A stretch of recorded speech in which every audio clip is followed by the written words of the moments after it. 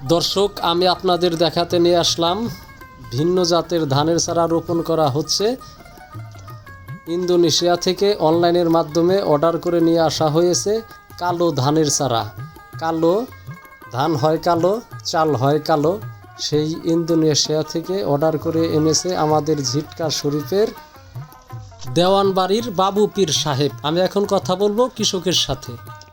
ভাই, আমি শুনতে পাইলাম এইটা নাকি খুব আমাদের দেশের রেয়ার নতুন একটা জাত এসেছে। এইটা নাকি ধান কালো হয়, এখন সবুজ আছে, পরবর্তীতে নাকি রং আস্তে আস্তে পাল্টায়, ধান কালো হয়। সেই জন্য আমি ভিডিও করতে আসলাম। আসলে কথা সত্য নাকি? এটা কোন জাতের ধান? কথা সত্য। এটা ইন্দোনেশিয়ান বীজ ব্ল্যাক রাইস। হ্যাঁ হ্যাঁ, 1-1.5 মাস পর রং পরিবর্তন হয়। এটা অনলাইন থেকে অর্ডার দিয়ে আনতে হয়েছে আমাদের।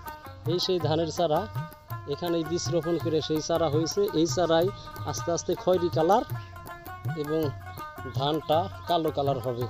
অসাধারণ একটি জাত এসেছে আমাদের ঝিটকা অঞ্চলে, আপনাদের দেখানোর চেষ্টা করছি। ঠিক আছে, এই ইন্দোনেশিয়ান জাত রোপণ করছে ধানের চারা। 1 মাস পরেই এই সবুজ কালারটা কিন্তু রং পরিবর্তন হয়ে খয়েরি কালার হবে গাছটি। আর চাইলটা কিন্তু আস্তে আস্তে ধান চালটা কালো হবে।